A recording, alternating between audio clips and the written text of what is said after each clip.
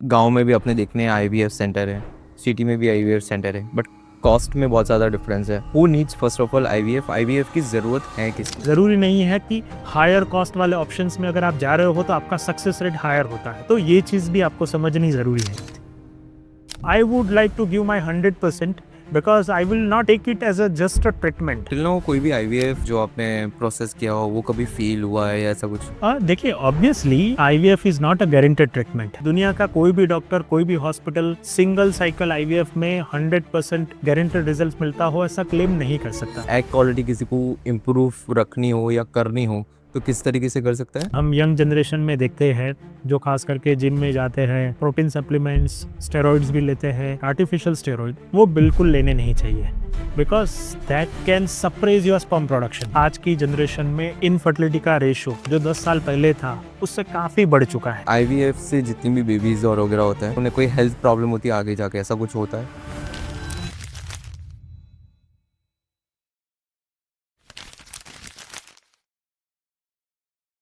Hello Pranay sir, thank you so much for joining the podcast. Thank you. कैसे हो आप? I am good. How are you? All good, all good, all good. कैसा जा रहा है दिन, कैसी जा रही है जिंदगी? No, no, everything is fine, and this is my passion, so I'm enjoying my passion. Wow wow, that's great, that's great.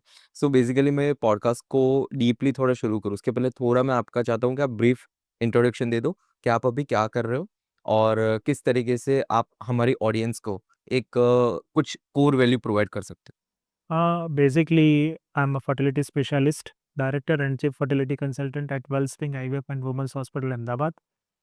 Basically हमारा गोल है कि जो इनफर्टिलिटी पेशेंट्स का जो ग्रोथ रेट है मीन्स अभी मैक्सिमम है, तो उनको कॉस्ट इफेक्टिव फर्टिलिटी सॉल्यूशंस कैसे प्रोवाइड किया जाए, that is our main goal and this is our passion also. हो। You started out from the very beginning from that only, या उसके पहले आप कुछ और फील्ड में थे और उसके बाद यू डाइवर्टेड इनटू दिस?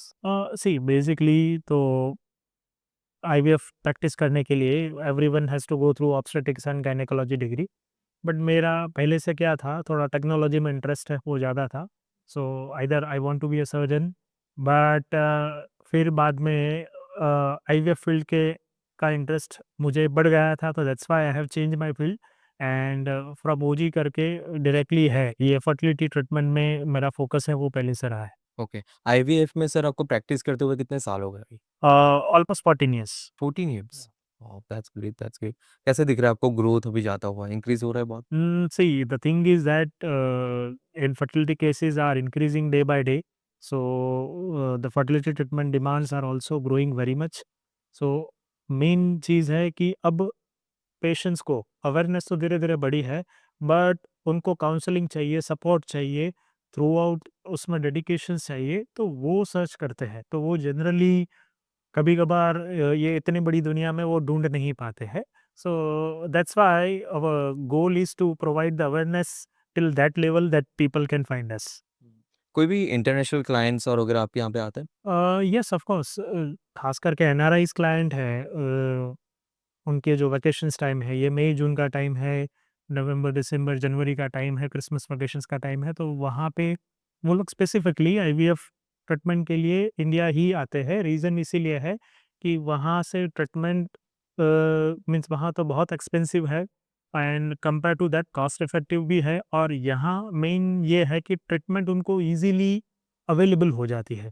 वहाँ पे आइदर यूके में आप एनएचएस सिस्टम गिन लो या यूएस के सिस्टम गिन लो, तो आपको एक सोनोग्राफी करवाने के लिए 1 मंथ तक का वेटिंग है, ठीक है? So you can not get this type of treatment very easily, तो you have to pass through so many things until you reach this IVF treatment. Okay, okay.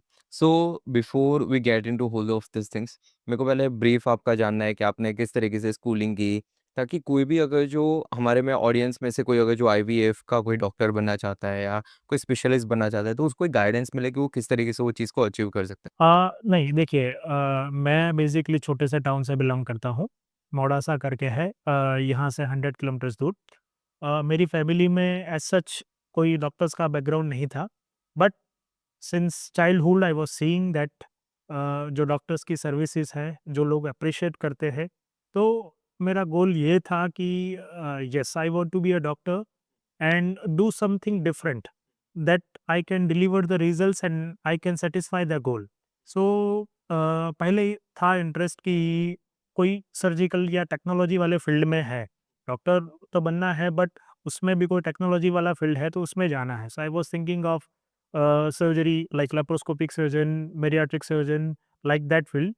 But धीरे-धीरे मैंने फर्टिलिटी के cases के बारे में भी पढ़ना चालू किया and I thought that this is very challenging field because here आपको ट्रीटमेंट तो है, दूसरी ट्रीटमेंट में क्या है कि आप सर्जरी करो, रीजंस है वो सॉर्ट आउट हो जाता है, patient can go back to home on the same day और रिकवर कंप्लीटली। बट यहाँ पे चैलेंजिंग टास्क है कि काफ़ी सारे रीजंस है, उसमें आपकी एक्सपर्टाइज से आपको रिजल्ट डिलीवर करना है, रिजल्ट्स का रेट मेंटेन करना है। So that I found it very interesting. This was at the age of? Generally, after means during the 12th standard, I was researching all this field. तो पहला गोल तो यही था कि पहले मेडिकल में एडमिशन्स मिले।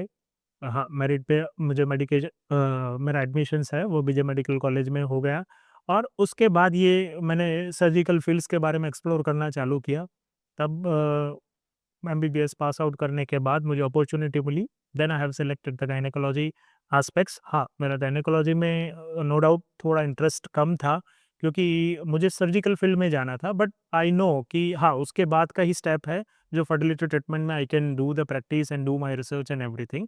सो फार मेरी एक्सपेक्टेशंस के हिसाब से फ्रॉम बिगिनिंग टू एंड जो मेरी जर्नी है वो स्मूथ रही है। जो मैंने सोचा था उसके हिसाब से स्टेप बाय स्टेप्स मैं आगे बढ़ते गया हूँ। ओके। सो बेसिकली अगर जो आईवीएफ का अगर जो किसी को डॉक्टर बनाना था, MBBS is necessary. Yes, of course. MBBS के बाद आप क्या करोगे?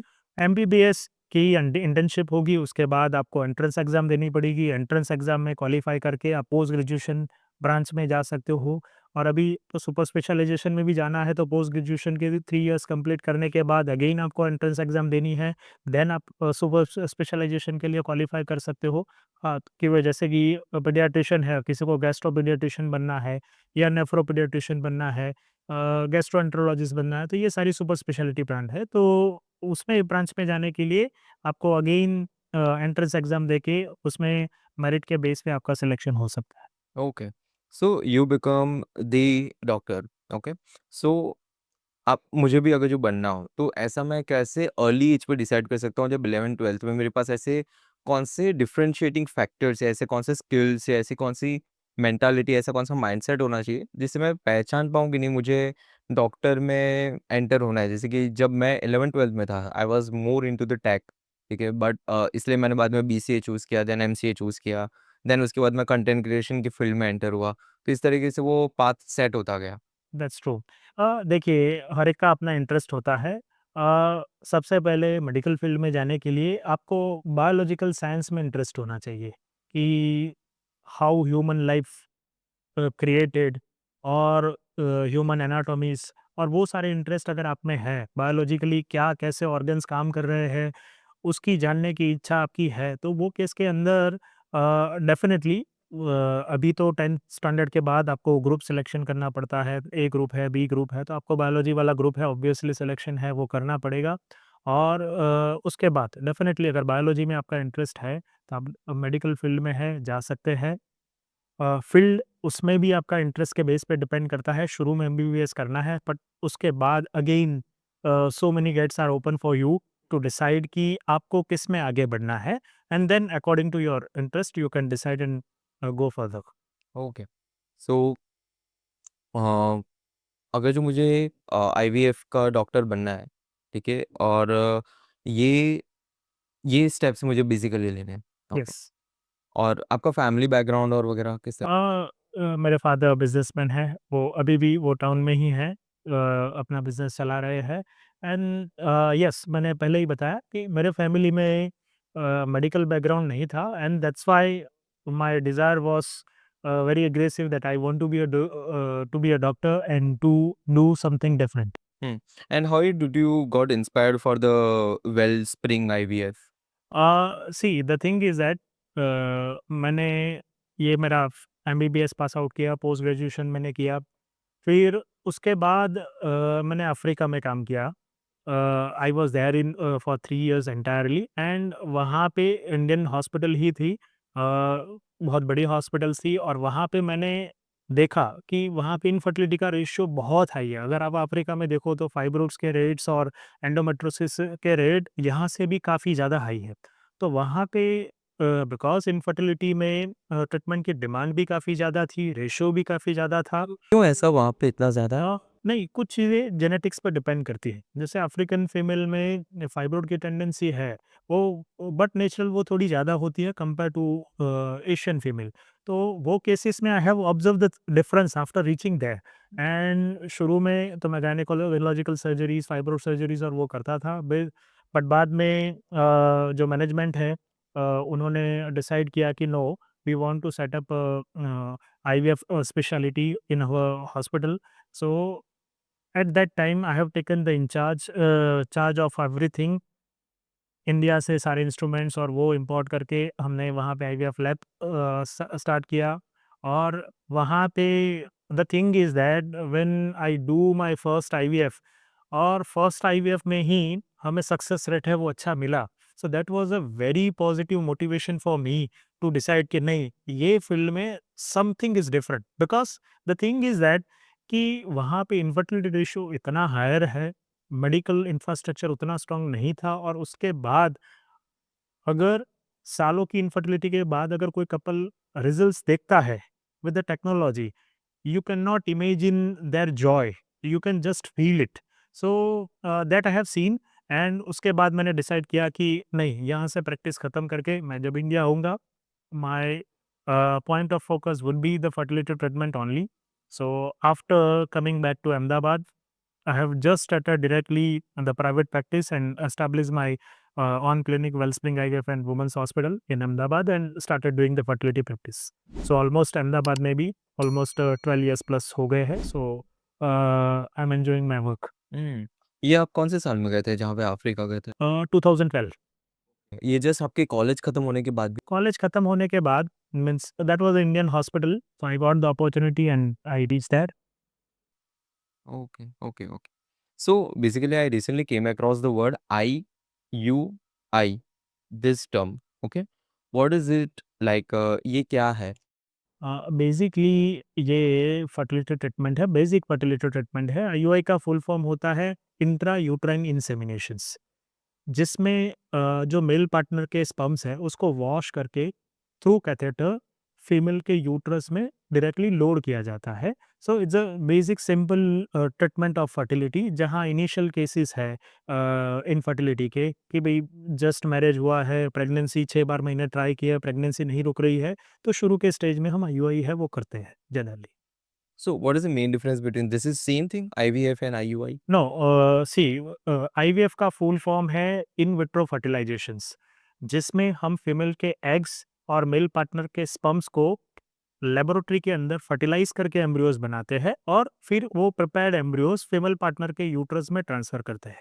तो सिंपल लैंग्वेज में बोला जाए तो आईवीएफ एक एडवांस फर्टिलिटी प्रोसीजर है, जबकि आईयूआई है वो बेसिक फर्टिलिटी प्रोसीजर है। आईयूआई है वो नेचुरल कंसेप्शन को सपोर्ट करती है, जबकि आईवीएफ में लैब में फर्टिलाइजेशन होता है। अच्छा, तो ये कॉस्ट डिफरेंस भी आता होगा ना? ऑब्वियसली आईयूआई में सिर्फ मेल पार्टनर के स्पर्म को वॉश करके प्रिपेयर करके फीमेल पार्टनर के यूट्रस में ट्रांसफ़र करते हैं, तो वो केस में जो बेसिक मेडिकेशंस और वो फीमेल पार्टनर को दी जाती है। जब उनके एग्स मैच्योर हो जाए तब रिलीज़ होने का इंजेक्शंस देते हैं और तब ये आईयूआई प्रोसीजर करते हैं। सो जहाँ पे नेचुरल रिलेशनशिप नहीं हो पाती या वहाँ पे डिफ़िकल्टीज़ रहती है या मिल्क फैक्टर में स्पर्म काउंट थोड़े बहुत कम है, तो वहाँ पे हम आईयूआई है वो बेसिकली करते हैं। और शुरू के केसेस में आईयूआई में रिजल्ट्स भी मिल जाता है। तो first you go with the IUI then you go with the IVF. IVF is advance procedure कि भई जहाँ पे मैरिज का ड्यूरेशंस है वो काफ़ी ज़्यादा हुआ है। फीमेल की एज है वो 35 प्लस है, उनका ओवेरियन रिजर्व मीन्स ओवरीज़ में एग्स बनने की कैपेसिटी है वो काफ़ी कम है। दोनों फैलोपियन ट्यूब ब्लॉक है या सीवियर इनफर्टिलिटी रिलेटेड इश्यूज़ हैं लाइक सीवियर पीसीओडी है, एंडोमेट्रोसिस है, अगर ऐसे इश्यूज़ हैं तो वहाँ पे आईवीएफ की ज़रूरत पड़ती है। हुँ।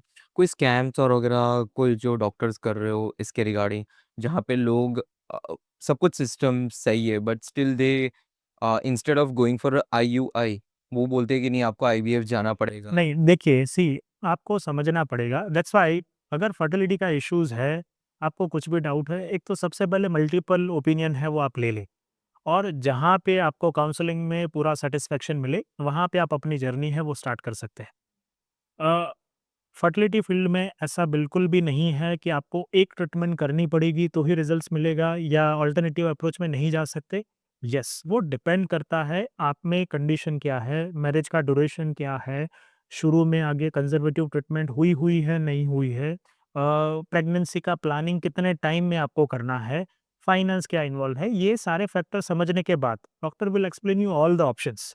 मैं जनरली ये सारे ऑप्शंस है बिगिनिंग से ही मेरे सारे पेशेंट्स को देता हूँ।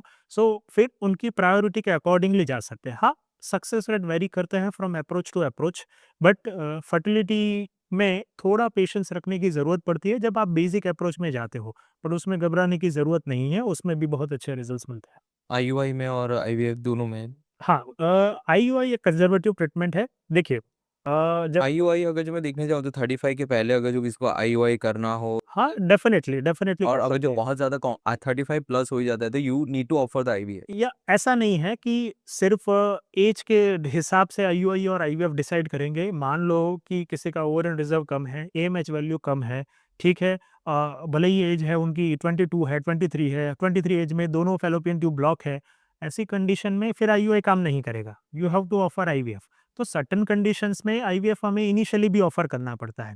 और एनी फर्टिलिटी प्रोसीजर आपको ये चीज़ ध्यान में रखनी पड़ेगी कि अगर आप 1-2 साल से कंटिन्यूअस ट्राई प्रेगनेंसी के लिए कर रहे हो, रिजल्ट्स नहीं मिल रहा है, तो जितना आप डॉक्टर को जल्दी कंसल्ट करके इवन बेसिक ट्रीटमेंट भी स्टार्ट करोगे, तो उतना आपको पॉजिटिव आउटकम आने के चांसेस है वो ज़्यादा रहेंगे।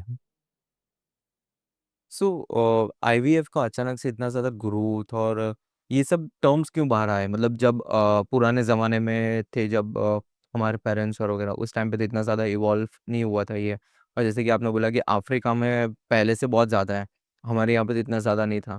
तो ये सब इतना ज़्यादा डिफरेंशिएशन क्यों आ रहा है? नहीं, देखिए, आईवीएफ की अवेयरनेस है, अभी सोशल मीडिया के थ्रू देख लो, या एड्स के थ्रू देख लो, या इवन सेलिब्रिटीज़ के थ्रू देख लो, तो वो अवेयरनेस बढ़ी है। और डेफ़िनिटली जहाँ पे कुछ चीज़ काम नहीं कर रही है, वहाँ पे आईवीएफ में प्रेगनेंसी अचीव करने के सक्सेस रेट है वो ज़्यादा है, डेफ़िनेटली ज़्यादा है। बट इट डज़न्ट मीन कि आईवीएफ ही ओनली ऑप्शंस है, वो आपको सारे ऑप्शंस हैं वो एक्सप्लोर करने पड़ेंगे कि आपके स्टेज में कौन-सा ऑप्शंस है वो आपके लिए सूटेबल है, ठीक है? तो इसीलिए वो सबसे पहले फर्टिलिटी की कोई भी ट्रीटमेंट चालू करवाने से पहले आप कंसल्ट कीजिए, पूरा फर्टिलिटी इवैल्यूएशन करवाइए, उसमें फिर आप फैक्टर्स डिसाइड करिए। डॉक्टर्स आपको एक्सप्लेन करेंगे कि स्पर्म काउंट में इश्यूज़ है, मोटिलिटी में इश्यूज़ है, या ट्यूब्स में कहीं इश्यू आ रहा है, यूट्रस की कंडीशन में इश्यू आ रहा है, या एग्स बनने में इश्यूज़ है। तो वो इश्यू के हिसाब से आपकी ट्रीटमेंट है वो डिसाइड होती है। ओके। हाउ टू डिसाइड कि नहीं यार ये जो डॉक्टर बोल रहे हैं वो सही है? इज़ देयर एनी पैरामीटर्स जो मैं चेक कर सकता हूँ? देखिए, सबसे पहले ये है कि आपको बेसिक फर्टिलिटी इन्वेस्टिगेशंस करवा देने हैं। फर्टिलिटी इन्वेस्टिगेशन करवाने के बाद आपको अगर कुछ भी डाउट है, तो 2 से 3 डॉक्टर्स का आप ओपिनियन ले लीजिए। तो you would have the idea कि क्या इश्यूज़ है और क्या-क्या ऑप्शंस आपके पास अवेलेबल है। मैं ये नहीं बोल रहा हूँ कि आप एक ही कंसल्टेशन में आप सारा डिसीजन ले लीजिए। तो नाउ-अ-डेज़ देयर आर चॉइस, ठीक है? तो आप आराम से फर्टिलिटी का कंसल्टेंट है, 2-3 जगह पे ले सकते हो, और नाउ-अ-डेज़ the clinics are everywhere, even at the town level. So it's not like that you do not have nearby facilities, you cannot get the consultation. अगर आप फार भी रह रहे हो, इंटरनेट है, आप ऑनलाइन कंसल्टेशन है वो कर सकते हो। सो सबसे पहले डिसीजन ये लेना है कि कंसल्ट करके आपको फैक्टर फाइंड आउट करना है, और फैक्टर फाइंड आउट करवाने के बाद डिफरेंट ओपिनियंस लेने के बाद आप अपनी ट्रीटमेंट है वो डिसाइड कर सकते हो। Okay, okay. अभी अगर जो देखा जाए तो who needs IVF and what is the costing behind it? अगर जो आप नॉर्मल गाँव में भी अपने देखने हैं आईवीएफ सेंटर है, सिटी में भी आईवीएफ सेंटर है, बट कॉस्ट में बहुत ज़्यादा डिफरेंस है। तो what do you think about it? Who needs first of all IVF? IVF की ज़रूरत है किसको? देखिए, आईवीएफ बेसिकली कपल मैरिज के बाद प्रेगनेंसी का ट्राई 1-2 साल या उससे ज़्यादा भी कर रहे हैं, रिजल्ट्स नहीं आ रहा है, रिपोर्ट सारे नॉर्मल हैं जिसको इडियोपैथिक इनफर्टिलिटी बोलते हैं, या एज हायर है, फीमेल की एज 35 प्लस है, ओवर इन रिजर्व कम है, एएमएच सीवियरली लो है, या मेल फैक्टर में सीवियर इशू है, काउंट, मोटिलिटी, मॉर्फोलॉजी सीवियरली कम है, या दोनों फैलोपियन ट्यूब ब्लॉक हैं, सीवियर एंडोमेट्रोसिस है, सीवियर पीसीओडी का इश्यूज़ है। अगर ऐसे फैक्टर्स हैं, तो आप डॉक्टर्स के पास जाके प्रॉपर कंसल्टेशंस ले सकते हो एंड उनके अकॉर्डिंगली, गाइडेंस के अकॉर्डिंगली आप फिर आईवीएफ ट्रीटमेंट में डिसाइड कर सकते हो। हाँ, उसका मतलब मैं ये नहीं बोल रहा हूँ कि सारे केसेस में आईवीएफ ही पहला ऑप्शन है, you have to explore all the options. दूसरी चीज़ कॉस्ट फैक्टर की रही, तो देखिए, आईवीएफ की कॉस्ट में क्लिनिक टू क्लिनिक आप देख रहे हो वेरिएशंस होता है, बट बहुत सारे फैक्टर्स जिसमें है कि भई आप में रीज़न क्या है, किस वजह से आईवीएफ कर रहे हो। आईवीएफ में भी सब ऑप्शंस होते हैं, जैसे कि फ्रेश आईवीएफ साइकिल होती है, फ्रोज़न तो आईवीएफ साइकिल होती है, फिर जेनेटिक टेस्टिंग करवा रहे हो, नहीं करवा रहे हो, डोनर ऑप्शंस की ज़रूरत है कि नहीं है, ब्लास्टोसिस्ट कल्चर में जा रहे हो, कौन से टाइप के इंजेक्शंस आप यूज़ कर रहे हो, बेसिक इंजेक्शंस आते हैं, हाइली प्यूरिफाइड आते हैं, रिकॉम्बिनेंट आते हैं, तो उसके बेस पे कॉस्ट में वेरिएशन आ जाता है। बट मोटे तौर पे देखा जाए ना, तो जो बेसिक आईवीएफ ट्रीटमेंट है, इवन 1 लाख में भी सारी इंजेक्शंस के साथ हो सकती है। और अगर आप उसमें एडवांस ऑप्शन में जाते हो, ऐड ऑन ऑप्शंस है, डोनर ऑप्शंस है और सारा सब कुछ ऐड ऑन मिला के जाते हो, तो 2 से ढाई लाख भी पहुंच सकती है। बट हाँ, कॉस्ट को मिनिमाइज करना पॉसिबल है, तो उसके लिए आपको ऑप्शंस है वो एक्सप्लोर करने पड़ेंगे कि क्या कर सकते हैं और कौन सी चीज़ ज़रूरी है। लाइक मीडियाज़ है या हार्मोनल इंजेक्शंस है, तो वो चेंज करने से कॉस्ट भी वेरी हो सकती है। और ज़रूरी नहीं है कि हायर कॉस्ट वाले ऑप्शंस में अगर आप जा रहे हो तो आपका सक्सेस रेट हायर होता है, तो ये चीज़ भी आपको समझनी ज़रूरी है, तो then you can decide accordingly. Can we go about like इसमें रेफरेंस सिस्टम एक तरीके से अगर जो बोले कि अच्छा ठीक है मेरे फ्रेंड ने ये करवाया था तो दिस हैपेंस था, अच्छा ये प्रूवन रिजल्ट्स दे रहा है, उस तरीके से अगर जो कोई इंसान उस माइंडसेट से जा रहा है और उस माइंडसेट से वो डॉक्टर चूज कर रहा है तो is that a right thing? देखिए, जो भी कपल को लॉन्ग टर्म इनफर्टिलिटी के बाद जो भी क्लिनिक पे सक्सेस रेट मिलता है ना, तो उनका एक ब्लाइंड ट्रस्ट है वो बन जाता है क्लिनिक के अकॉर्डिंगली। तो वो उनके लिए तो ऐसा ही है कि मेरा आईवीएफ 100% सक्सेसफुल हुआ है, तो मेरे रिलेटिव्स का भी होगा। तो वो डेफ़िनेटली अपने हिसाब से है वो उनको रिकमेंड करेंगे और उसमें गलत भी नहीं है, क्योंकि पेशेंट्स की एंग्ज़ायटी है वो काफ़ी ज़्यादा रहती है और उनके लिए यही है कि हाँ, कहाँ कौन से सेंटर पे किसी का सक्सेस रेट अच्छा मिला हो तो मैं वहाँ पे ट्राई करूँ। इसमें कुछ भी गलत नहीं है, ठीक है? बट मैं यही प्रेफ़र करूँगा कि आप रिलेटिव्स के गाइडेंस के अलावा अपने हिसाब से भी 3-4 कंसल्टेशंस हैं वो आप आराम से ले सकते हो and then you can decide related to the treatment. Because treatment सिर्फ़ आईवीएफ ट्रीटमेंट सिर्फ़ मेडिसिन से नहीं की जाती। इमोशनल सपोर्ट, काउंसलिंग, आपका पॉज़िटिव एनवायरनमेंट, काफ़ी सारी चीज़ें मैटर करती है। तो अगर वहाँ ये सारी चीज़ जहाँ पे आपको मिल रही है, then you can decide accordingly because it would be great for your journey. Because journey is important, success is the last step. Hmm, hmm, hmm, hmm. Okay. अगर जो कोई 1 लाख रुपए वाला जो अगर जो ट्रीटमेंट ले रहा है, तो वो कितने टाइम में वो 1 लाख वाला ट्रीटमेंट फिनिश होता है जो आपने इंजेक्शन्स और वगैरह की बात की उसमें? अ, यानी देखिए, ये आईवीएफ साइकिल में जनरली क्या होता है कि हम शुरू में वाय फीमेल पार्टनर के सेकंड डे पीरियड के सेकंड डे से हार्मोनल इंजेक्शंस देते हैं, 10 टू 12 डेज़ हार्मोनल इंजेक्शंस चलते हैं। उसके बाद सोनोग्राफी में मॉनिटरिंग करके सारे फॉलिकल्स है कि मैच्योर हो जाए, अंडर शॉट एनेस्थीसिया वो बीज को बाहर ले लेते हैं। फिर आईवीएफ या इक्सी प्रोसीजर। आईवीएफ में बेसिकली लैब में एग्स और स्पर्म साथ में रख के फर्टिलाइज़ करते हैं, जबकि इक्सी प्रोसीजर में एग के अंदर स्पर्म मशीन की मदद से इंजेक्ट करके फर्टिलाइज़ करते हैं और एम्ब्रियोज़ बनाते हैं। और वो एम्ब्रियोज़ को 4 से 5 दिन इवन ब्लास्टोसिस स्टेज तक ग्रो करते हैं। फिर उसमें भी 2 ऑप्शंस होते हैं, या तो एम्ब्रियोज़ है वो सीधा यूट्रस में उसी महीने में ट्रांसफ़र करो which is called fresh IVF cycle approach, और उसके 2 weeks later on pregnancy test करते हैं। तो वो फ्रेश साइकिल्स है वो 1 मंथ में खत्म हो जाती है। और अगर आप फ्रोज़न तो आईवीएफ साइकिल में जाते हो, तो उसमें एम्ब्रियोज़ को हम फ्रीज़ करते हैं, फर्स्ट मंथ में एम्ब्रियोज़ ट्रांसफ़र नहीं करते। उनका वापस 2 वीक्स में पीरियड आता है, उसके सेकंड डे से यूट्रस की लाइनिंग बनने की 18-20 दिन हम मेडिसिन्स करते हैं, और लाइनिंग जब प्रॉपर्ली बन जाए, तब ये प्रीवियस मंथ में फ्रीज़ किए हुए एम्ब्रियोज़ डीफ्रीज़ करके ट्रांसफ़र करते हैं और उसके 2 weeks later on pregnancy test करते हैं। तो उसे फ्रोज़न तो आईवीएफ साइकिल बोलते हैं। अगर बेसिक से बेसिक कॉस्ट आप फ्रेश आईवीएफ साइकिल का कराते हो, तो 1 लाख में हो सकता है।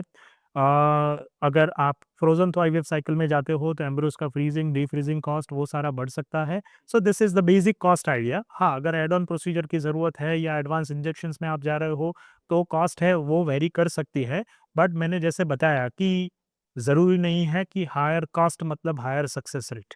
तो आप वाइज़ली डिसीज़न ले सकते हो। अगर आपको कुछ डाउट है तो आप अपने डॉक्टर से काउंसलिंग ले सकते हो कि क्या डिफरेंस है उसमें, उसका इम्पैक्ट सक्सेस रेट में क्या है, मैं ये प्रेफ़र कर सकता हूँ कि नहीं, सो you will get the guidance. And who needs frozen वाला जो सिस्टम। देखिए, अभी के टाइम में देखा जाए ना नाउअडेज़ तो 99% cycles are frozen to IVF cycle approach. तो ऐसा नहीं है कि इसको ज़रूरत है या इसको ज़रूरत नहीं है, but the thing is that overall fresh IVF cycle से फ्रोज़न टू आईवीएफ साइकिल का सक्सेस रेट 15 से 20% ज़्यादा होता है। So that's why in a majority case हम frozen to IVF cycle prefer करते हैं। हुँ? कौन-सी एज में करते हैं ये लोग? फ्रोज़न फ्रोज़न तो साइकिल में ऐज ऐसा कोई लिमिटेशन नहीं है, वो किसी भी ऐज में है वो हो सकता है। मैं बता रहा हूँ ना आपको 99% केस में nowadays we are preferring frozen to IVF cycle. हाँ, थोड़ा लंबा अप्रोच होता है क्योंकि डेढ़ पौने 2 महीने की ट्रीटमेंट चलती है, 6 टू 7 विज़िट्स रहती है। बट अगर आप उतना टाइम दे पा रहे हो तो I would advise for my all patients कि भई आप फ्रोज़न टू आईवीएफ साइकिल है वो ज़्यादा प्रेफ़र करें। हुँ, ओके।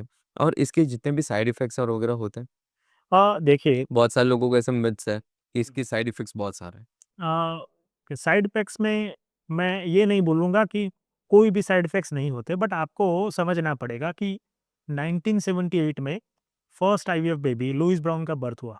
उसके बाद ये इतने सारे सालों में लाखों आईवीएफ वर्ल्ड वाइड हुए हैं। तो कहीं मेजर कॉम्प्लिकेशंस हैं, वो आईवीएफ की वजह से हुआ हो, ऐसे कोई केसेस रिपोर्टेड नहीं हैं।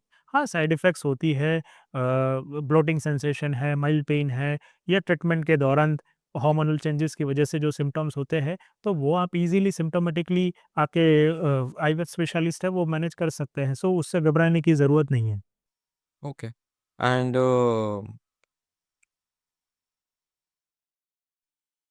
Okay, how Wellspring IVF is different than other centres? देखिए हमारे लिए आईवीएफ ट्रीटमेंट एक सिर्फ ट्रीटमेंट नहीं है, ये पूरी एक इमोशनल जर्नी है। बिकॉज़ वी नो जब कोई कपल आईवीएफ ट्रीटमेंट का डिसीजन लेता है, तो वो काफ़ी सारी चीज़ों से गो थ्रू होके यहाँ पे पहुँचता है।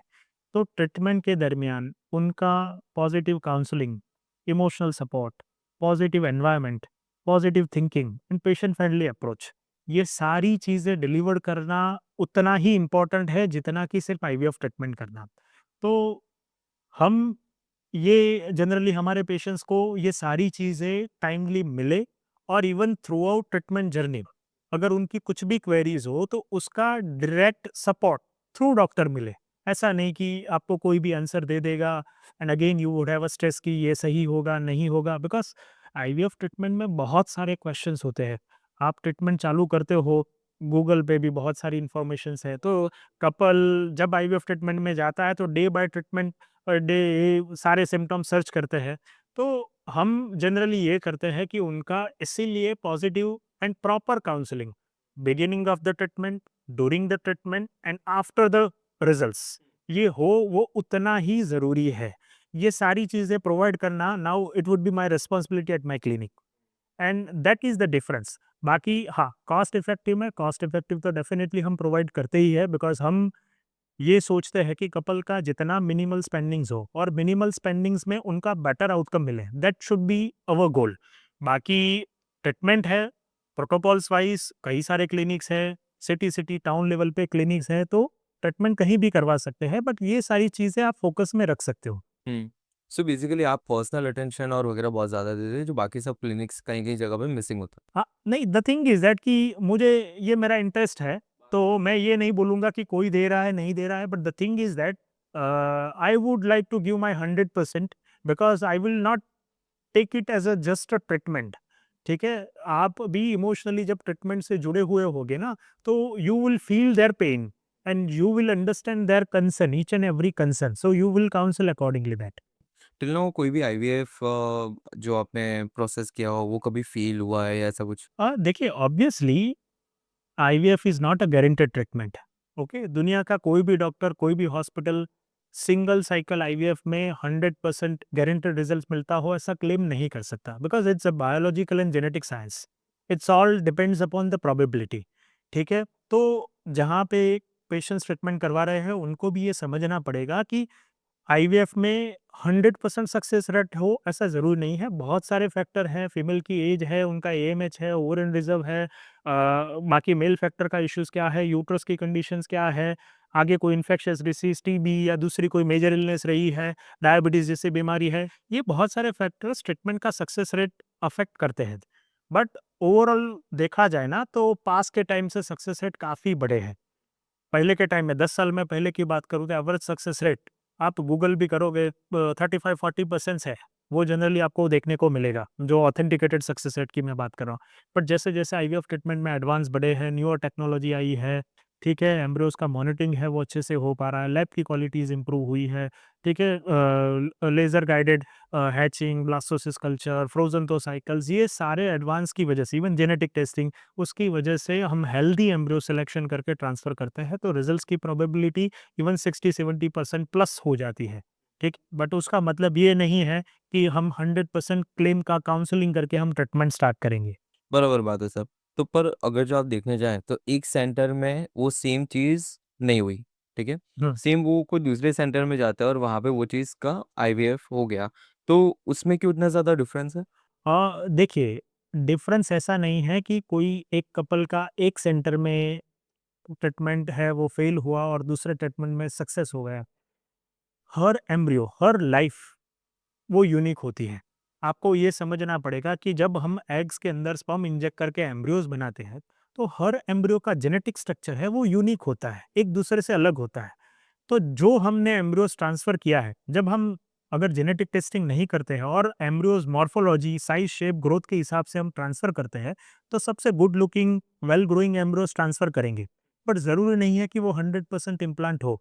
अगर उसकी जेनेटिक स्ट्रेंथ सही नहीं है, एन्यूप्लॉइडीज़ है, क्रोमोसोमल एब्नॉर्मैलिटीज़ है, जो माइक्रोस्कोप में नहीं देख सकते, इवन डॉक्टर हम खुद भी नहीं देख सकते, तो वो ट्रांसफ़र करने के बाद 2 वीक्स के लिए प्रेगनेंसी टेस्ट का वेट है, वो आपको करना पड़ेगा। बट मान लो उसी बैच में जो दूसरा एम्ब्रियोज़ बना है, उसकी जेनेटिक स्ट्रेंथ अच्छी है। अगर वो साइकिल सक्सेस नहीं रही और उसके नेक्स्ट टाइम आपने ये दूसरे एम्ब्रियोज़ ट्रांसफ़र किए हैं और उसकी जेनेटिक स्ट्रेंथ अच्छी है, तो आपको आराम से रिजल्ट्स मिल जाएगा। So it's not center to center, it's embryo to embryo. That you have to understand. That's true, that's Yeah. True. ये प्रोबेबिलिटी आपने जो पॉइंट हाँ। बोला दैट्स प्रूवन कि हाँ, आपके ऊपर ही डिपेंड करता है। सो अगर जो एक आईवीएफ फेल होता है, ठीक है? तो उसके बीच में कोई रेस्ट और वगैरह आपको कोई लेने का होता है या कितना मैक्स ट्रायल कर सकते हो? देखिए, अगर आपका आईवीएफ फेल हुआ है ना, पहली चीज़ आप ये कीजिए, इमोशनली स्ट्रॉन्ग आपको रहना सीखना पड़ेगा, दैट इज़ नंबर 1 थिंग।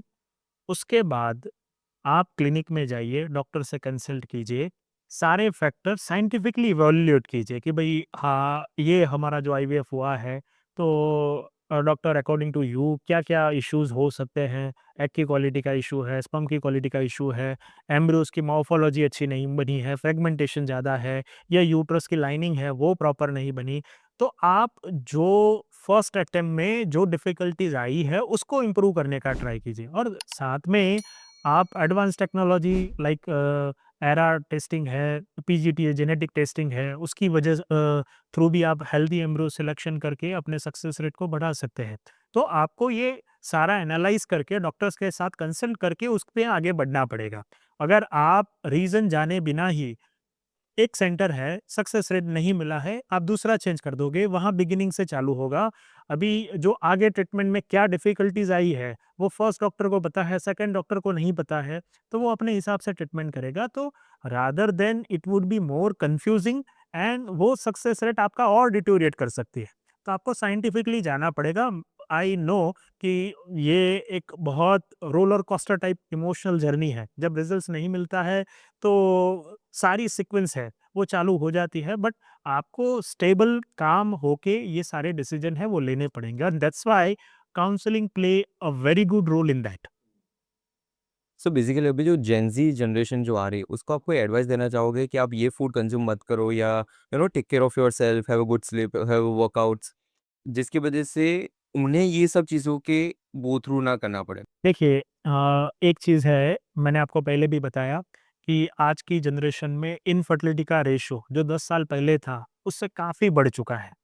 तो उसमें लाइफ़स्टाइल फैक्टर है, वो तो प्ले करता ही है। हमारी अनहेल्दी लाइफ़स्टाइल है, स्ट्रेस वाली लाइफ़ है, क्योंकि हम गोल के पीछे हैं, भागते हैं। जब से कॉलेज से पास आउट हुआ, कुछ ना कुछ किसी का गोल होता है। भागना वो बुरी बात नहीं है, बट वो गोल अचीव करने के लिए आप क्या-क्या सैक्रिफाइस करते हो, वो भी इक्वली इम्पोर्टेंट है।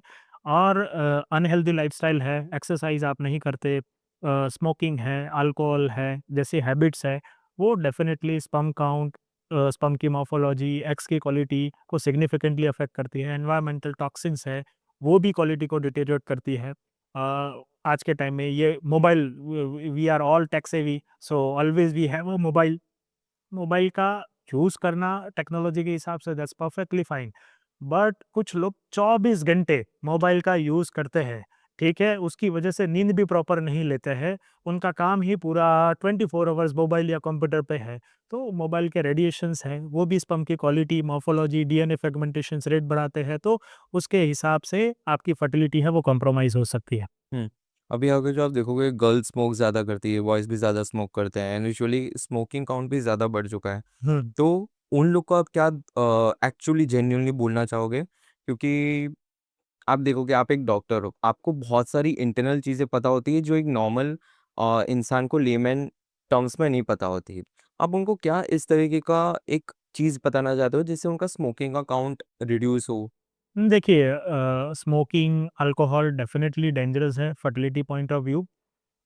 जो लोग स्मोकिंग करते हैं वो पीयर ग्रुप्स में या ग्रेजुअली उनके कलीग्स के एक्सपीरियंस के थ्रू ये उनकी लाइफस्टाइल बन जाती है, हैबिट बन जाती है। तो जब हैबिट बनती है तब वो पता नहीं होता है कि लॉन्ग टर्म उसका डैमेजेस क्या है। But not only your genetics, not only for your egg quality और स्पर्म क्वालिटी, आपकी ओवरऑल बॉडी हेल्थ के लिए वो कंप्लीटली डेट्रिमेंटल है। तो उसको धीरे-धीरे कम करके आप कंप्लीट सेसेशन पे जा सकते हो कि आप कंप्लीटली बंद कैसे कर सकते हो। मेरे बोलने से ऐसा नहीं है कि मैं आज बोल दूँगा वो कल बंद कर देंगे। The thing is that you have to decide your goal, gradually उसको विनिंग की तरफ आप जाके कंप्लीट सेसेशन है वो कर सकते हो। अदरवाइज़ कंसीक्वेंसेस में ये इनफर्टिलिटी के इश्यूज़ तो हम अपने फील्ड में तो देख ही रहे हैं।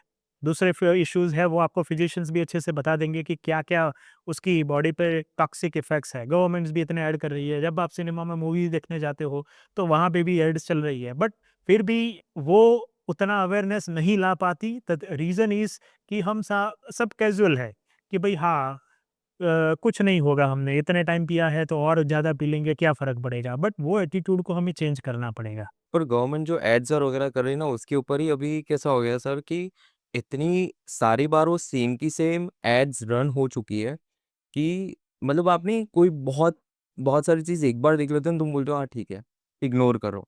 वो पॉइंट आ चुका है। मतलब एक बार बोलते हो कि आप मतलब ऐसा यूके में ऐसा कॉन्सेप्ट है, हर बॉक्स के ऊपर वो लोग अलग-अलग चीज़ें डालते हैं। जैसे कि यहाँ पे स्मोकिंग एंड कैंसर का डालते हैं। हर बॉक्स के ऊपर सेम होता है। वहाँ पे कैसा डालते हैं वो लोग कि अगर जो आप स्मोकिंग करोगे, आपका स्पर्म काउंट कम होगा। वैसे बॉक्स के ऊपर वो लोग हाँ। इस तरीके का डालते हैं। या वो बेसिकली उसको नेगेटिव फीडबैक बोलते हैं। अगर आप किसी हैबिट के साथ फीडबैक को जोड़ दोगे ना, तो वो आपके माइंड को कांस्टेंट रिमाइंड कराएगी कि भई हाँ, ये चीज़ करने में मुझे ये नुकसान होने वाला है। ठीक है? तो डेफ़िनेटली उसके बहुत सारे वेज़ हैं। तो government may knows better what they can do because they are the best people for the administration.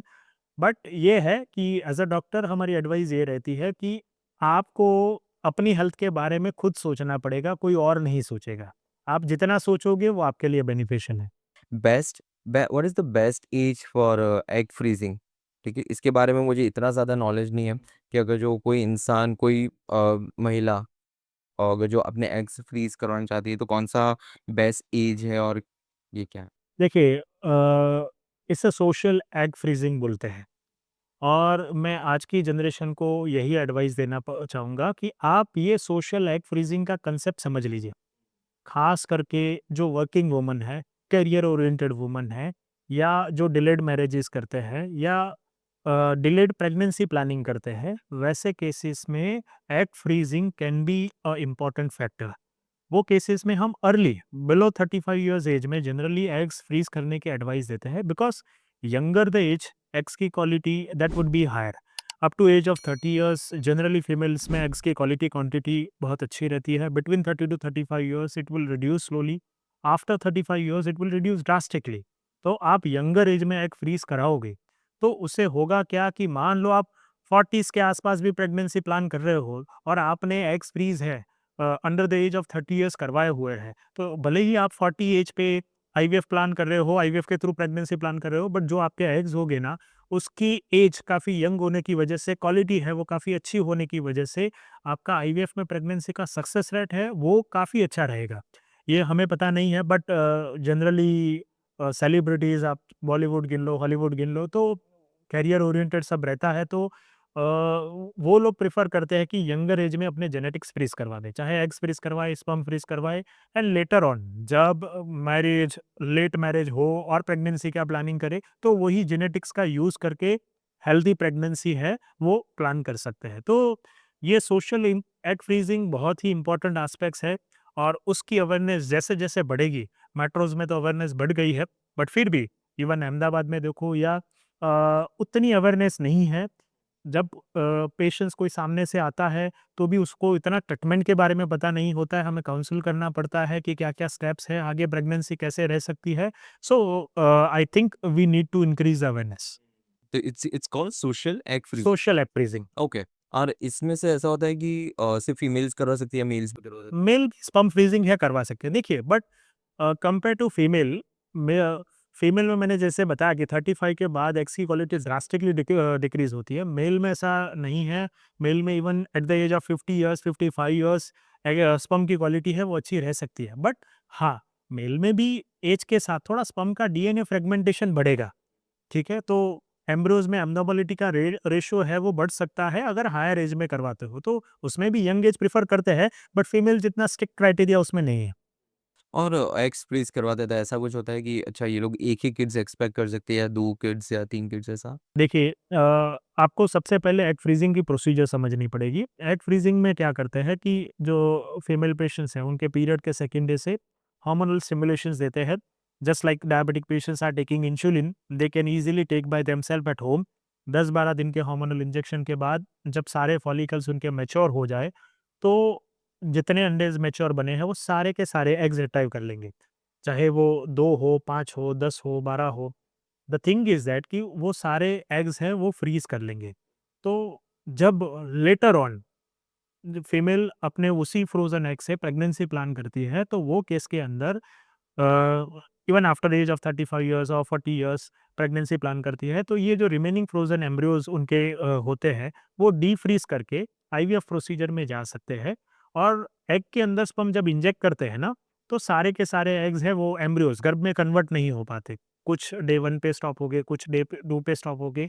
जो डे 4 डे 5 ब्लास्टोसिस स्टेज तक अच्छे से सर्वाइव कर पाए, वैसे एम्ब्रियोज को हम सिलेक्शन करते हैं। और मान लो कि उसमें 2, 3, 4, 5 एम्ब्रियोज़ बने हैं। अब वो केस में आप कितने एम्ब्रियोज़ ट्रांसफ़र करते हो, उस पे आपकी प्रेगनेंसी में सिंगल है, ट्विन्स है, उसकी प्रोबेबिलिटी रहती है। देखिए, अगर मल्टीपल एम्ब्रियोज़ ट्रांसफ़र करते हैं, तो ट्विन्स की प्रोबेबिलिटी है वो डेफ़िनेटली बढ़ती है। बट ऐसा नहीं है कि ट्विन्स ही रहेंगे, बट ट्विन्स का रेशियो है वो बढ़ता है जब आप मल्टीपल एम्ब्रियोज़ ट्रांसफ़र करते हो। बट जो गाइडलाइंस है और अभी का जो ट्रेंड है उसके हिसाब से सिंगल ब्लास्टोसिस्ट स्टेज एम्ब्रियोज है वो मोस्ट ऑफ द क्लिनिक अब रिकमेंड करते हैं, और वही ट्रेंड हम फॉलो करना प्रेफर करते हैं, क्योंकि वो जो मदर है उनकी हेल्थ और जो बच्चा है उसकी हेल्थ के लिए वो काफ़ी इम्पोर्टेंट फैक्टर है वो हो जाता है। तो अगर हेल्थ के पॉइंट ऑफ व्यू से देख रहे हो तो सिंगल एम्ब्रियोज ट्रांसफ़र करते हैं तो सिंगल प्रेगनेंसी के चांसेस है वो ज़्यादा रहेंगे, उसमें ट्विन्स प्रेगनेंसी के चांसेस है वो नहीं रहेंगे। हुँ। और अगर जो एक बार किड हो गया एंड उसके बाद भी जैसे कि आपने बताया कि सोशल एग फ्रीज़िंग का जो कॉन्सेप्ट है, उसमें एक बार किड हो गया बट उसके बाद वो ही कपल्स को दूसरी बार थोड़े टाइम बाद किड चाहिए या 3 किड्स चाहिए, 4 किड्स चाहिए, तो पॉसिबिलिटी होगी? हाँ, देखिए, सब्सिक्वेंट प्रेगनेंसी के लिए मान लो कि ऐसा फैक्टर है कि फैलोपियन ट्यूब ही ब्लॉक है, दूसरी बार भी आईवीएफ ही कराना है, नेचुरल प्रेगनेंसी के चांसेस नहीं हैं, तो वैसे केसेस में क्या होता है कि या तो उन्होंने एग फ्रीज़ करवाया है, दैट इज़ नंबर 1 थिंग, या दूसरा, जब उन्होंने आईवीएफ करवाया, तो आईवीएफ में जो फीमेल के एग्स मिले, मेल के स्पर्म मिले और उससे रिजल्टिंग जो एम्ब्रियोज़ बने हैं, वो एम्ब्रियोज़ जितने भी बने हैं, उसमें 1 या 2 ट्रीटमेंट के दौरान ट्रांसफ़र किए होंगे, रिमेनिंग एम्ब्रियोज़ को वो फ्रीज़ करवा सकते हैं।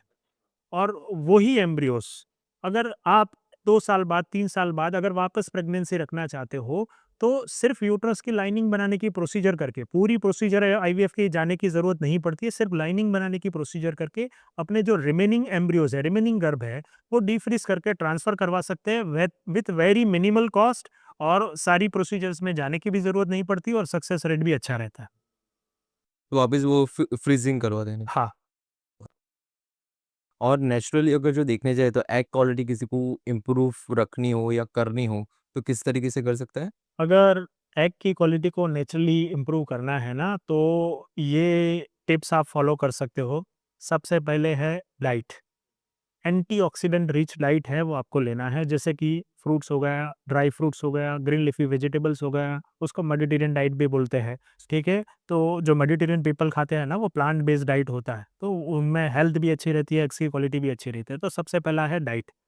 सप्लीमेंट्स अगर लेने हैं, तो ये 3 सप्लीमेंट्स इम्पोर्टेंट है। नंबर 1 इज़ विटामिन डी, जो 99% पीपल में इंडिया में डेफिशिएंसी होती है, तो वो एग्स की क्वालिटी को भी इम्प्रूव करता है। सेकंड थिंग इज़ CoQ10, जो एग की क्वालिटी के लिए इम्पोर्टेंट है। Third thing is omega 3 fatty acids. तो ये 3 सप्लीमेंट्स है वो आप ले सकते हो। लाइफ़स्टाइल मॉडिफ़िकेशन करना पड़ेगा। लाइफ़स्टाइल में अगर आप स्ट्रेसफुल लाइफ़ जी रहे हो, तो कैसे नॉर्मल हैप्पी आप लाइफ़स्टाइल जी पाओ, उसके लिए आपको एफर्ट्स करने पड़ेंगे। फोर्थ थिंग है प्रॉपर डीप स्लीप, जो मिनिमम 7 से 8 घंटे की डेली की होनी चाहिए। क्योंकि अगर आप जिनकी स्लीप पुअर है, तो अगेन उनमें स्ट्रेस हार्मोन, कॉर्टिसोल हार्मोन्स ज़्यादा है और जिससे क्वालिटी डिटोरिएशंस है, जेनेटिक्स की क्वालिटी डिटोरिएशंस वो रहता है।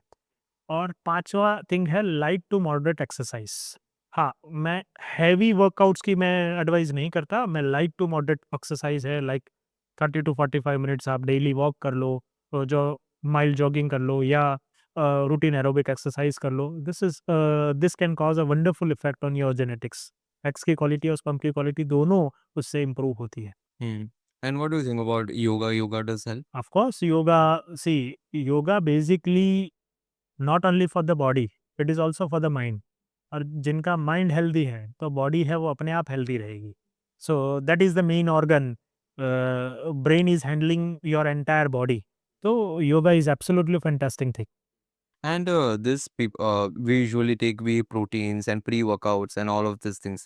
Does this affect the first of all देखिए, females as well as males? हाँ, देखिए हम यंग जनरेशन में देखते हैं, जो खास करके जिम में जाते हैं, तो प्रोटीन सप्लीमेंट्स, स्टेरॉइड्स भी लेते हैं, ठीक है? तो एक तो स्टेरॉइड जो है, आर्टिफिशियल स्टेरॉइड, वो बिल्कुल लेने नहीं चाहिए, because that can suppress your sperm production. This is for me, हाँ, right? This is for male. किसी को लगता है कि स्टेरॉइड लेने से, तो स्टेरॉइड से तो स्पर्म बढ़ने चाहिए, बट एक्चुअली होता ऑपोज़िट है। स्पर्म का प्रोडक्शंस है वो सिग्निफिकेंटली सप्रेस हो जाता है।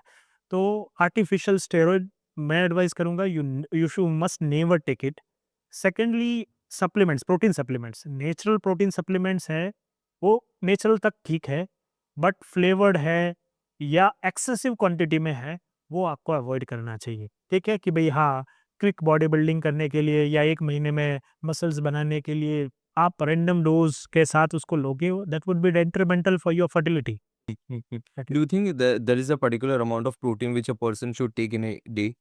जनरली जो इवन प्रोटीन पाउडर्स भी आते हैं, उसपे भी मेंशन किया होता है, around 25 grams of protein 1 spoon जो होता है, that is more than sufficient. But फिर भी लोग बॉडी बिल्डिंग बनाने के लिए 5-5, 6-6, 7-7, 8-8 स्पून है, सुबह, दोपहर, शाम सिर्फ प्रोटीन का शेक लेके बॉडी बनाने में लगे हुए होते हैं, तो that is detrimental for long term for their fertility. And same with women's? Women's day भी प्रोटीन्स का लिमिटेशन है। आप नेचुरली अगर प्रोटीन्स वाला डाइट है, जो ऑर्गेनिक सोर्स है, आप उसमें से लीजिए। और हाँ, किसी भी चीज़ का एक्सेस है वो बॉडी के लिए डेट्रिमेंटल है। आप सिंपल पानी की बात करो कि भई पानी है, हम बोलते हैं कि भई पानी ज़्यादा पीना, बट आप पानी है, वो 30-40 ग्लास लोगे तो क्या होगा? That would be detrimental for your health.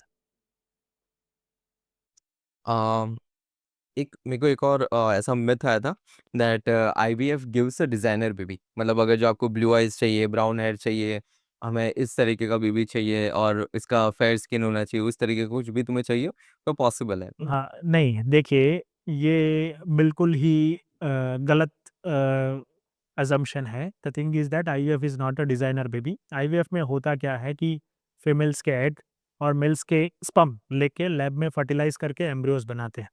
वो एम्ब्रियोज़ का साइज़, शेप, ग्रोथ, स्ट्रक्चर वो देख के हेल्दी एम्ब्रियोज़ है, वो यूट्रस के अंदर ट्रांसफ़र करते हैं, ठीक है? जब हम एम्ब्रियोज़ ट्रांसफ़र करते हैं तब पता नहीं होता है कि आने वाले बच्चे का आइज़ का कलर क्या होगा, हेयर का कलर क्या होगा, स्किन का कलर क्या होगा, वो पेरेंट्स के अपने जेनेटिक्स डिसाइड करते हैं, नहीं कि आईवीएफ प्रोसीजर। और हाँ, आईवीएफ में जैसे हम जेनेटिक टेस्टिंग भी करते हैं to rule out chromosomal disorders like Down syndrome है, थैलेसीमिया है, सिकल सेल एनीमिया है, उसके लिए पीजीटीए टेस्टिंग है, वो होता है। बट उससे बेबीज़ को डिज़ाइन नहीं किया जाता। आपको ये चीज़ समझनी पड़ेगी कि IVF is just to give life, not to design the life. Hmm, okay. और इसमें ऐसा पता चलता है कि मेल है या फीमेल है, ऐसा कुछ? देखिए as per PC-PNDT act in India, either sonography के थ्रू या आईवीएफ के थ्रू सेक्स सिलेक्शन करना वो इल्लीगल एंड क्रिमिनल ऑफेंस है। सो कोई भी आईवीएफ क्लिनिक है वो ऑफर नहीं कर सकता एज़ पर द लॉ। और आईवीएफ आपको जिनको प्रेगनेंसी नहीं रह रही है उनको रिजल्ट्स देने के लिए है, नहीं कि सेक्स सिलेक्शन करने के लिए। So we should avoid that kind of mentality. Hmm. And do you feel that is there any dark secrets in the IVF industry which many people are not aware about? Some dark sides of the IVF centers which only you know because you belong from the. See the thing is that centres काफ़ी सारे हैं, but मैं सिर्फ़ आपको ये advice करूँगा कि आप कोई भी ट्रीटमेंट में जा रहे हैं, एटलीस्ट मल्टीपल ओपिनियन लें। आप चीज़ों को समझें, साइंस को समझें, क्या फैक्टर्स है, क्या नहीं वो समझें और उसके बाद अगर आप डिसीज़न लोगे ना, तो आप कहीं नहीं फँसोगे, ठीक है? आपको पता होना चाहिए कि the place you have selected is definitely ideal for you. Opinion देने में कोई भी ओपिनियन है वो दे सकता है, बट आपको ये सारे फैक्टर्स है वो इवैल्यूएट करके आगे बढ़ना पड़ेगा, ठीक है? प्रैक्टिस में सारे फील्ड्स में देखिए, मैं ऐसा नहीं बोल रहा हूँ कि कोई भी फील्ड देख लो, सारे फील्ड में बैड फैक्टर्स, गुड फैक्टर्स होते हैं, बट हमें डिसाइड करना है कि how we can evaluate those factors and how we can decide our further journey. Hmm. Any scams or something which are going on right now from your uh, from see you if you read any? अभी I think जब तक ART का act का जो rule था 2002 और 22 पहले नहीं आया था, तो तब माल प्रैक्टिसेस है, वो थोड़ी ज़्यादा हो सकती थी, खास करके पेरिफेरीज़ में और उसमें। बट आई थिंक जो नया बिल आया है, नया लॉ बन गया है, उसके बाद I think there is a great improvement in data maintenance and the record givings and everything. So उससे पेशेंट्स का सेटिस्फेक्शन है वो भी काफ़ी बढ़ा है। Okay. If somebody wants to consume naturally, okay. So ठीक, what is the last age or what is the best time? Like 25, 26 is the good time? Of course younger age में natural conception आप easily कर सकते हो, बहुत कम time में कर सकते हो। तो एटलीस्ट बिलो 30 इयर्स में अगर आपको नेचुरल कंसेप्शन प्लान करना है ना तो कर लीजिए, that would be good. without any advanced treatment or anything you can easily conceive during that stage। बाकी सारे अदर फैक्टर्स नॉर्मल है, कोई मेजर इशू नहीं है तो। ओके। और आईवीएफ में 2 तरीके के होता है, एक तो होता है फ्रेश और एक होता है frozen, so what are these things? देखिए fresh IVF cycle short period में हो जाती है, 1 मंथ के अंदर हो जाती है। फ्रोजन तो साइकिल्स में 1.5 से पौने 2 महीने लगते हैं। हुँ, दोनों में शुरुआत सेम ही होती है। बीज बनाने के इंजेक्शंस देने के बाद ओवरीज में से एग सारे मैच्योर हो जाए, अंडे बाहर निकाल लेते हैं और अंडे में स्पर्म इंजेक्ट करके इसी प्रोसीजर करके एम्ब्रियोज गर्भ बनाएंगे।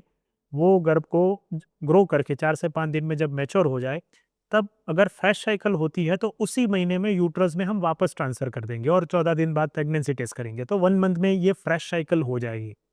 और फ्रोज़न तो आईवीएफ साइकिल होती है ना, तो गर्भ बनने तक की ट्रीटमेंट है वो सेम रहती है। बट गर्भ जब बन जाते हैं, तो फर्स्ट साइकिल में यूट्रस में हम ट्रांसफ़र नहीं करते फर्स्ट मंथ में। सारे एम्ब्रियोज़, सारे गर्भ को हम फ्रीज़ कर देते हैं। दोबारा जब उनका पीरियड आए, तब लाइनिंग बनाने की 18-20 दिन हम मेडिसिन्स करके ये जो प्रीवियस मंथ के फ्रोज़न एम्ब्रियोज़ हैं वो डीफ्रीज़ करके ट्रांसफ़र करते हैं और उसके 2 weeks later on pregnancy test करते हैं। तो फ्रोज़न तो आईवीएफ साइकिल में जनरली 1.5 से 2.25 महीना लगता है। 6 से 7 बार आपको क्लिनिक में विज़िट करनी पड़ती है। सारी विज़िट टू एंड फ्रो होती है, बट सिर्फ़ 2 विज़िट में 1.5 से 2 घंटे है वो आप रुक सकते हो। ठीक है? पूरा हॉस्पिटल स्टे, एडमिशन कहीं भी रिक्वायर्ड नहीं होता। जबकि फ्रेश साइकिल है वो 1 मंथ में क्लियर होती है, 4 से 5 विज़िट रिक्वायर्ड रहती है। उसमें भी 2 विज़िट में 1.5 से 2 घंटे रुकने की ज़रूरत पड़ती है। सो that is the basic difference. But success rate point of view देखा जाए तो ऑब्वियसली फ्रोज़न तो आईवीएफ साइकिल का सक्सेस रेट है वो फ्रेश साइकिल से थोड़ा ज़्यादा रहता है। So nowadays, in a majority cases, we are preferring frozen to IVF cycle approach. लोग जो भी इंटरनेशनल ट्रीटमेंट्स जितनी भी हो रही है यूएसए, यूके, यहाँ पे भी यही ट्रीटमेंट चल रही है? This is the latest treatment? This is the latest treatment. इससे कोई एडवांस कुछ आया है अभी? टेक्नोलॉजी आईवीएफ फील्ड में जो पूरे वर्ल्ड में है, वो सारी जगह उसका जो एजुकेशन सेमिनार्स और फेलोशिप्स और उसके थ्रू एजुकेशंस होता है, तो सब जगह ये एक ही टेक्नोलॉजी है, वो पास ऑन होती है। तो ऐसा नहीं है कि आप यूएस में कराओगे, वो that would be a different technology, India में कराओगे, that would be different technology, it's not like that. And एक मिथ था कि आईवीएफ से जितनी भी बेबीज़ और वगैरह होते हैं उनका कोई बर्थ डिफेक्ट्स होता है या तो फिर उन्हें कोई हेल्थ प्रॉब्लम होती है आगे जाके, ऐसा कुछ होता है? देखिए, आईवीएफ में सिर्फ फर्टिलाइजेशन लैब में होता है। बट जो जेनेटिक्स होते हैं वो मदर और फादर मीन्स पेरेंट्स के होते हैं। तो मान लो कि अगर मदर को टाइप 2 डायबिटीज़ है, टाइप 1 डायबिटीज़ है या दूसरा कोई जेनेटिक डिसऑर्डर्स है, तो वो बच्चे में आ सकता है। उसका आईवीएफ के साथ रोल नहीं है। बट ओवरऑल देखा जाए तो आईवीएफ और नेचुरल प्रेगनेंसी में बर्थ डिफेक्ट में एज़ सच कोई सिग्निफिकेंट डिफरेंस है वो नहीं है। हाँ, एक्सी में जब आप स्पर्म सिलेक्शन करते हो, तो उसकी मॉर्फोलॉजी और उसका जेनेटिक्स है वो मैटर करता है। बट उसमें भी आप नॉर्मल हेल्दी मॉर्फोलॉजिकल स्पर्म जब सिलेक्शन करते हो तो बर्थ डिफेक्ट में और उसमें कोई डिफरेंस है वो नहीं रहता है। ओके। और अगर जो कोई आईवीएफ की ट्रीटमेंट ले रहा है तो उसको mobile radiation, laptop, smoking, alcohol से किस तरीके से अफ़ेक्ट होता है बेसिकली उस दौरान? देखिए, ये सारी क्रोनिक इफ़ेक्ट्स है। ऐसा नहीं कि आपने वन टाइम अल्कोहल लिया तुरंत दूसरे दिन उसकी इफ़ेक्ट हो गई। बट ये सारी क्युमुलेटिव एंड क्रोनिक इफ़ेक्ट है, यानी बॉडीज़ में वो ग्रेजुअली ग्रो करती है और स्पर्म में धीरे-धीरे है वो काउंट्स कम होना चालू हो जाते हैं। उसके मॉर्फोलॉजी में एब्नॉर्मलिटीज़ आ जाती है। मॉर्फोलॉजी मतलब उसका साइज़ है, शेप है, स्ट्रक्चर है, उसका हेड है, नेक है, टेल है, उसमें एब्नॉर्मलिटीज़ आनी चालू हो जाती है। अब जब आप आईवीएफ ट्रीटमेंट। जब आप रिपोर्ट स्पर्म का एनालिसिस, सेमेन एनालिसिस करवाते हो तो उसमें मॉर्फोलॉजी का कॉलम होता है। उसमें भी आप एब्नॉर्मल मॉर्फोलॉजी वाले स्पर्म्स अगर ज़्यादा है तो उसका one of the reason might be this bad habits. और थर्ड थिंग है डीएनए फ्रेगमेंटेशन इंडेक्स, यानी जो स्पर्म का जो डीएनए है वो ग्रेजुअली धीरे-धीरे डीफ्रैगमेंट ब्रेक होने लगता है और जो डीएनए फ्रेगमेंटेशन इंडेक्स जब बढ़ता है तो उसका फर्टिलाइजेशन पोटेंशियल कम हो जाता है और उससे उसके बाद जब आईवीएफ करते हैं फ्रेगमेंटेड एम्ब्रियो से, तो उससे जो एम्ब्रियोज़ बनते हैं वो थोड़ा वीकर एम्ब्रियोज़ बनते हैं और जिससे रिजल्ट्स की प्रोबेबिलिटी है वो भी कम हो जाती है और कभी-कभार उसकी स्पर्म फैक्टर की वजह से एब्नॉर्मलिटीज़ आने की पॉसिबिलिटीज़ भी रह सकती है। Okay, okay. और एलजीबीटीक्यू जो है अभी नया जो पूरा कॉन्सेप्ट है, वो लोग have they done any IVF till now और वो क्या कर सकते हैं? किस तरीके? देखिए, जो 2021 में एआरटी जो एक्ट आया है, उसके हिसाब से अभी तो सिर्फ़ मैरिड कपल्स हैं, जो हेटेरोसेक्सुअल कपल है और सिंगल वुमन है, वो एडवांस फर्टिलिटी ट्रीटमेंट आईवीएफ है, आईयूआई है, उसके लिए जा सकते हैं। बट फ्यूचर में अगर एलजीबीटी कम्युनिटीज़ भी इंक्लूड हो जाती हैं, तो there would be a great hope for them because वो केस में स्पर्म डोनर, एग डोनर या सरोगेसी के थ्रू वो आराम से प्रेगनेंसी है वो कंसीव कर सकते हैं। So that would be a very important decision for them. But right now because of the law restrictions, this ART treatment is limited to the Indian married heterosexual couple, not only Indian, all married couples, and along with the single woman. तो whole world में यही हाँ, हुआ whole है world सब? नहीं, व whole world की मैं बात नहीं कर रहा हूँ। मैं इंडिया की बात कर रहा हूँ कि इंडिया में अभी ये लॉ के हिसाब से रिस्ट्रिक्शन है। यूएसए, यूके में अलाउ है ऐसा? वो कंट्री टू कंट्री डिपेंड करता है कि उनके रूल्स क्या हैं। एंड कपल्स को अगर जो कैंसर हो या कोई एक पार्टनर को कैंसर हो और वो जो आईवीएफ करवा रहे तो? देखिए, वो भी बहुत इम्पोर्टेंट क्वेश्चंस है। द थिंग इज़ दैट कि जिनको कैंसर ट्रीटमेंट में जाना है, मान लो कि सर्जिकल एस्पेक्ट्स में जाना है, कीमोथेरेपी में जाना है, रेडियोथेरेपी में जाना है, तो ट्रीटमेंट में जाने से पहले वो अपने जेनेटिक्स या तो एग्स को फ्रीज करवा ले, स्पर्म को फ्रीज करवा ले, ओवरिन टिश्यूज है उसको फ्रीज करवा सकते हैं। उसे फर्टिलिटी प्रिजर्वेशन बोलते हैं। तो जिससे होता क्या है कि उनकी जब कैंसर की ट्रीटमेंट हो जाती है, क्योंकि कैंसर की ट्रीटमेंट में क्या है, इसकी क्वालिटी, स्पर्म की क्वालिटी, ओवरिन टिश्यू सारा डैमेज होता है। तो अगर आपने फर्टिलिटी प्रिजर्वेशन पहले करवा लिया है और कैंसर की ट्रीटमेंट जब खत्म हो जाती है, उसके बाद आप अपने फर्टिलिटी प्रिजर्वेशन मेथड से जो फ्रीज किए हुए एग्स, स्पर्म्स या एम्ब्रियोज है, उसके थ्रू आप आईवीएफ में जाके प्रेगनेंसी, हेल्दी प्रेगनेंसी है वो आप अचीव कर सकते हो। बराबर, बट हाँ, ये सारी ट्रीटमेंट में फर्टिलिटी एक्सपर्ट्स और ऑन्कोलॉजी एक्सपर्ट्स दोनों का कोलैबोरेशंस भी है, वो भी बहुत इंपॉर्टेंट है, क्योंकि उनका भी गाइडेंस है वो ज़रूरी रहता है।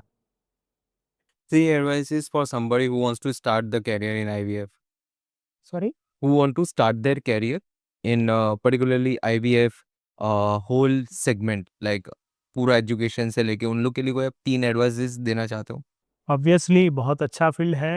एंड जो लोग डेस्परेट हैं कि चैलेंजिंग एनवायरनमेंट में, कॉम्प्लिकेटेड केसेस में, जहाँ सक्सेस रेट है वो पूरी दुनिया में जब कम हो, वहाँ पे अगर आपको प्रूव करना है और अगर आपका फर्टिलिटी ट्रीटमेंट का पैशन है, तो definitely those who are looking for fertility treatment as a career, this is the best field. And how much money, this is like very private question, but how much money can a IVF person or IVF center can make? Because जो लोग ये field को opt करना चाहेंगे, वो लोग को भी ये चीज़ का थोड़ा अंदाज़ा रहे कि किस तरीके से होता देखिए, अगर आप ट्रांसपेरेंटली जाएंगे, ऑनेस्ट वे में आप ट्रीटमेंट करोगे, आपके लिए वर्कलोड है वो इम्पोर्टेंट है। ठीक है? सिंगल पेशेंट्स में आप ऐसा नहीं है कि भई हायर मार्जिन्स रख के आप कमा लेने वाले हो। The thing is that you do your best for the fertility treatment for the patients, deliver them the results. There would be a mouth to mouth publicities. They will refer you more and more patients, and this is the right way to grow the fertility practice. तो अपने आप ही फिर calculations में उसका बनता नहीं है। Once the patients will multiply, your clinic and your career will grow automatically. है? What do you think? Is there any other field which a person can select?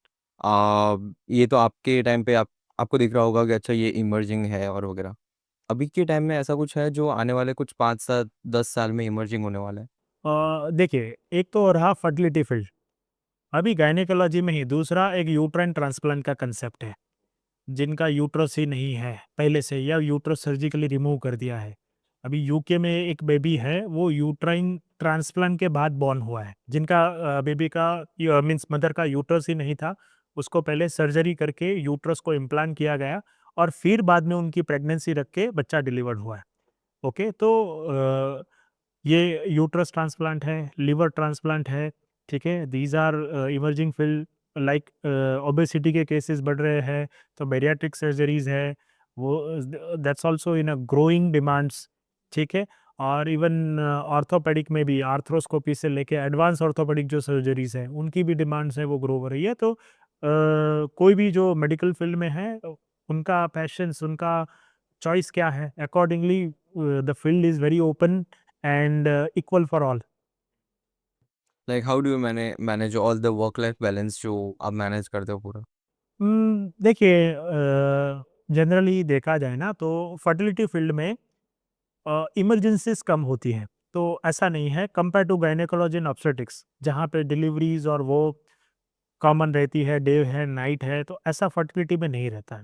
तो दैट इज़ ग्रेट रिलीव, क्योंकि आप अपने work पे focus भी कर पाते हो, फैमिली को भी टाइम है वो आराम से दे पाते हो। तो जनरली आपकी मॉर्निंग ओपीडीज़ और इवनिंग ओपीडीज़ है, उसके बाद आपको फ्री टाइम मिलता है, you can do whatever you want to go to the gym, you want to go want to do social work, so everything you can do and you can manage your family and professional life together. ऐसा माना जाता है, myth है कि IVF के बाद bed rest करना बहुत ज़्यादा कंपल्सरी है। अगर जब बेड रेस्ट नहीं करोगे तो आईवीएफ की ट्रीटमेंट को अफेक्ट होता है। तो ऐसा कुछ है? देखिए, ये this is a complete myth. ऐसा बिल्कुल ज़रूरी नहीं है कि आईवीएफ के बाद आपको बेड रेस्ट है वो करना ही पड़ेगा, नहीं तो एम्ब्रियोज़ है वो इम्प्लांट नहीं होंगे, आपकी प्रेगनेंसी नहीं रहेगी। साइंस और लिटरेचर के हिसाब से देखा जाए तो आईवीएफ के बाद कंप्लीट बेड रेस्ट की ज़रूरत बिल्कुल नहीं है, ठीक है? हाँ, आईवीएफ के बाद आप हेवी वर्कआउट है वो आप अवॉइड कर सकते हो, स्ट्रेस को कंट्रोल कर सकते हो, डॉक्टर्स की दी हुई दवाई है वो आप अच्छे से फॉलो कर सकते हो। तो जनरली हम अपने पेशेंट्स को आईवीएफ के बाद ये 3 सलाह देते हैं, रिलैक्स रहो, पॉजिटिव सोचो और अपना डेली रूटीन है वो मेंटेन करो। उसके अलावा आप ऊपर वाले पे छोड़ दो। जो होना है वो होगा। अगर प्रॉपर प्रोटोकॉल्स, प्रॉपर अप्रोच में गए हैं तो आपका सक्सेस रेट अच्छा ही रहेगा। नेगेटिव सोचने की ज़रूरत नहीं है। Is there any other food which you recommend before having IVF कि आप आईवीएफ की ट्रीटमेंट शुरू कर रहे हो, आप इतना ही जैसे कि घर का खाना खाओ, फ्रूट ज़्यादा कंज़्यूम करो, वेजिटेबल ज़्यादा कंज़्यूम करो? इज़ दैट सी मैंने आपको पहले भी बताया, जो मैंने वर्ड यूज़ किया मेडिटेरियन डाइट। मेडिटेरियन डाइट मतलब प्लांट बेस्ड डाइट होता है। अब जापानीज़ पीपल में अगर आप देखोगे ना, तो वो लोग इतना बीमार जल्दी नहीं होते हैं, क्योंकि उनका फूड जो है ना, मोस्टली वो प्लांट बेस्ड उनका डाइट रहता है। तो उनकी जो लाइफ़ है ना, वो भी जो एवरेज इंडियन लाइफ़ है, उससे थोड़ा हायर रहती है। वर्ल्ड में वो पूरी हायर रहती है। तो डेफ़िनेटली जो नेचुरल थिंग है, ऑर्गेनिक थिंग्स है, ऑर्गेनिक ग्रीन लीफ़ी वेजिटेबल्स है और जहाँ मिलावट नहीं है, ऐसा फूड आप कंज़्यूम करोगे, तो डेफ़िनेटली वो आपकी हेल्थ के लिए है, वो बेनिफिट है। हुँ। आपका आईवीएफ सेंटर का एड्रेस और वगैरह एक बार बता दो लो। हाँ, हमारा Wellspring IVF and Women's Hospital satellite Prahlad Nagar, Anand Nagar area में है, टाइटेनियम सिटी सेंटर मॉल में 4th फ्लोर पे है, ठीक है? डेफ़िनेटली अगर जो किसी को भी ट्रीटमेंट और वगैरह विज़िट हाँ, करना हो, definitely do visit sir. Sure. ऐसा उन्हें बहुत सारा नॉलेज है इसके ऊपर and they will definitely guide you well. No, no, sure, sure, fine. ये फ़ील्ड में बेसिकली यही है कि आपको गाइडेंस और नॉलेज है वो देना है और पेशेंट को खुद डिसाइड करने देना है, rather than to tell your decision that no, you just do this thing, otherwise you that will create mistrust and that is the basic thing. So हमारा अप्रोच है वो थोड़ा उल्टा रहता है। हमारे लिए जब पेशेंट्स का सेटिस्फेक्शन हो जाए, we never do follow up with the patients कि अभी क्या हुआ सर, क्या हुआ, कब प्लानिंग कर रहे हो। Don't do those things. अगर उनको सही लगा है, काउंसलिंग सही है, they will come to you. That is the thing. Okay sir, so अगर जो किसी का ईएमएच करके एक कॉन्सेप्ट है, अगर जो वो कम होता है, ईएमएच बेसिकली क्या होता है मुझे नहीं पता, बट ऐसा बोला जाता है कि अगर जो किसी में ईएमएच कम है ना, तो आईवीएफ में बहुत प्रॉब्लम आता है। देखिए, सबसे पहले समझना पड़ेगा, एएमएच का फुल फॉर्म है एंटी मुलेरन हार्मोन। वो बेसिकली फीमेल की ओवरीज में जो एक्स की क्वांटिटी, ओवरीज का जो रिजर्व क्या है वो इंडिकेट करता है। This is a very important test. Almost all fertility physician will do that before doing any advance procedure, जिससे पता चलता है कि आपकी ओवरीज में ओवरऑल अंडे बनने की कैपेसिटी क्या है। बट वो अंडे बनने की कैपेसिटी मतलब क्वांटिटी को इंडिकेट करता है, क्वालिटी को इंडिकेट नहीं करता है। तो एएमएच का लो होना उसका मतलब ये नहीं है कि आप में कोई प्रेगनेंसी की होप नहीं है। हाँ, अगर आपका एएमएच लो है, तो सबसे पहले आप अर्ली प्रेगनेंसी प्लानिंग का डिसीजन लें और आईवीएफ में भी जो लो एएमएच के हिसाब से स्पेसिफिक प्रोटोकॉल होते हैं, अगर आप स्पेसिफिक प्रोटोकॉल में जाएँ, कभी-कभार ड्यूअल सिमुलेशन या मल्टी सिमुलेशन है, पुअर ओवरियनिज़्म के प्रोटोकॉल है, तो उसमें आपका आईवीएफ में अच्छा सक्सेस रेट है, वो मिल सकता है। तो लो एएमएच मतलब नो प्रेगनेंसी ऐसा बिल्कुल नहीं है।